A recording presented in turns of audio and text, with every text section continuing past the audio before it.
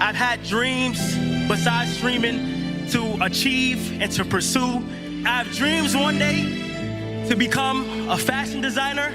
What do you do when you've already won? Not kind of won, not almost won, but completely dominated your entire industry? For most people, that question never even comes up. But for a tiny group at the very top, it becomes the most dangerous moment of their career. Because once you've peaked, every next move is a risk. And right now, one of the biggest creators on the planet is standing right on that edge. So why would Kai Cenat, the biggest streamer in history, step away from the throne? And is this bold reinvention genius or a mistake that could cost him everything? Stick around because this story is way deeper than just quitting streaming. Kai Cenat didn't just succeed on Twitch, he rewrote what success looks like. After his legendary subathon, Kai became the most subscribed Twitch streamer of all time, pulling in over 1 million subscribers at his peak. Celebrities flooded his streams. Every moment felt bigger than the last, and from the outside it looked like he had nowhere to go except higher. But here's the part most people missed. That kind of success comes with pressure. When you've already done everything, the audience expects the impossible every single time. And that's when something quietly started to change. I've had dreams besides streaming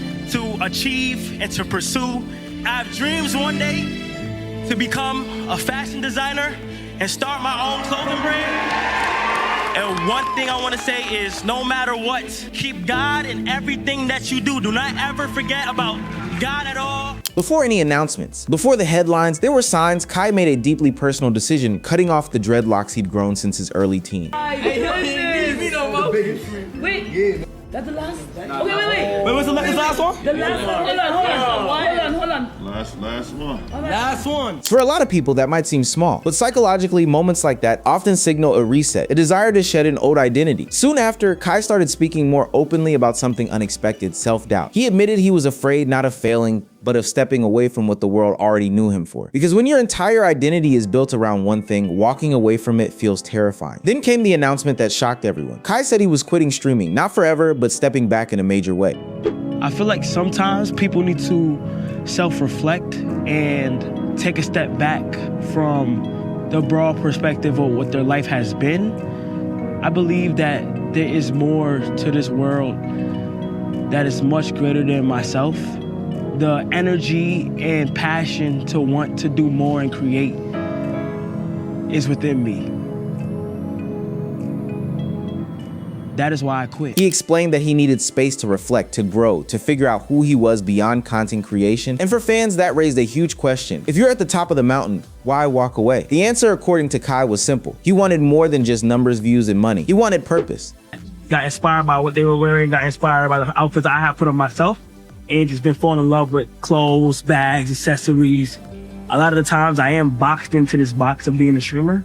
So this is one of the first times where I'm going to display something outside of my primary category. The reason why I kind of want to learn it is because I want to have like an attachment to my clothes. After traveling to Japan, Kai found inspiration in an unexpected place: fashion. Not just wearing clothes, but understanding them: design, craftsmanship, ownership over his creative identity. For the first time, he wasn't Kai the streamer. He was a beginner again. He began documenting the process, learning, sketching, sewing, studying fashion culture. And he revealed the name of his brand, Vivi, inspired by the idea of not being boxed in by expectations. The name of my clothing brand that I want to call it is Vivette. Vivette is Latin for he, she, or it will live forever, but the deeper meaning behind Vivette is to not be boxed in to what society is trying to only box you in it. That's why this journal is so important. But once the internet saw all of this, the reaction was split. Some viewers praised the growth. Kai Cenat is not performative. I don't think you guys know what the that word even means. He's doing every single thing he's intending to do. He's reading, working out, sewing, whatever, I don't care. But he's doing the actual thing. What's performative is you acting like you know how to read. Statistically speaking, most of you do not know how to read. Most of you probably cannot phonetically sound out in words. Some shit that 6-year-olds could do when I was growing up. Yeah, that's the performance, if you want to ask. Who's performing? It's you pretending to be literate. Others weren't convinced. Critics accused Kai of being performative, saying that documenting self-improvement online was just another form of content. They questioned whether this was genuine passion or just a side quest for someone who'd already made it. This is, you're looking at Chad right now. Facts. Now, like, I didn't even want to like come on stream looking cute. Like as y'all can see, I'm articulating my words better. because once I can articulate my words better, I feel like I could be a better streamer. So yes, I've been reading Edgar Allan Poe heavily, and like I niggas talking, oh, nobody want to hear shitty music.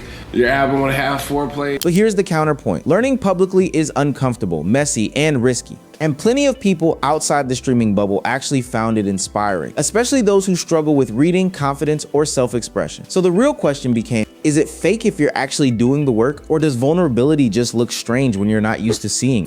Going back to the Kai Cenat thing though, like I think a lot of people were clowning on him because like they are, well, one, they fundamentally don't understand the process of learning. Okay, you have to be curious, and that's a good thing. Yeah. And to be vulnerable like that is also a good thing. Some people are clowning on him, saying it's performative, but technically everything that we do is performative. We are performers, and I would rather have someone with this much influence be performative in that direction than, I don't know, whatever the like clavicular is doing, being talking about smashing his face. Oh, just a little with goddamn, with goddamn hammers. I mean, so that's good. That's a good thing overall, and I hope that it'll influence other smashed people. Today? Yeah, I have not bone smashed today. Okay. Well, I actually think if people are clowning on him, it's just because they're in a completely different generation than he is. Because I think either that or they're insecure. Yeah, I think they're insecure, and insecure people love putting other people down for the same things that they're worried about. Around the same time, Kai went through a very public breakup. Rumors spread, speculation exploded, and suddenly people started connecting dots. Was the pivot about fashion, or was it about healing? Some believe the heartbreak pushed him to change everything. Others argued that personal pain often becomes the fuel for transformation. He tweets, "I'm single and I'm never doing again. I'm never doing a relationship again." That hit me. That hit me, because odd thing to say when you're so young, but if you're saying that, you're feeling that. But I immediately went back to when I was, how old is Kai? 26, 27? 24. That's the time, yo. That's the time. 24. Them breakups be bad. 25, 26, your first real breakup. Yep. Gut wrenching. As a man or a young man. Either way, one thing was clear. Kai wasn't running, he was rebuilding. As Kai leaned into growth, reading, journaling, studying, mockery followed. Some streamers laughed, some dismissed it as unnecessary. Others said he should stick to what he's good at. But that reaction revealed something uncomfortable. A lot of people don't like seeing someone evolve, especially when it reminds them of what they haven't done. And slowly the narrative began to shift because the work didn't stop. Where does he go from here?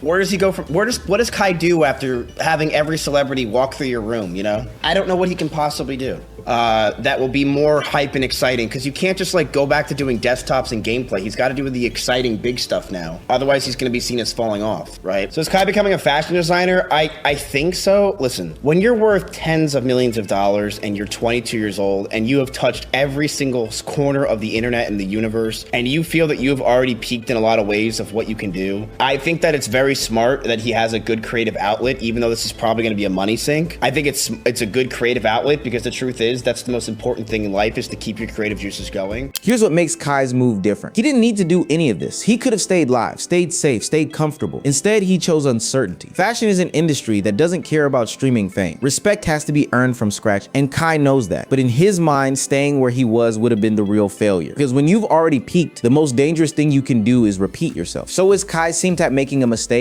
Or is this exactly what growth looks like when you're brave enough to chase it? He's risking relevance, public opinion, and his legacy. But he's also betting on something bigger than numbers, a life that isn't defined by one chapter. And whether Vivi succeeds or not, whether the fashion world accepts him or not, Kai has already done something rare. He chose evolution over comfort. And sometimes that's the only way to find out who you really are. So now I want to hear from you. Do you think Kai is making the right move? Is this growth or a gamble? Drop your thoughts in the comments, like the video. If you enjoyed the breakdown, subscribe for more celeb stories. And as always, this is CelebXN. And I'll catch y'all on the next one.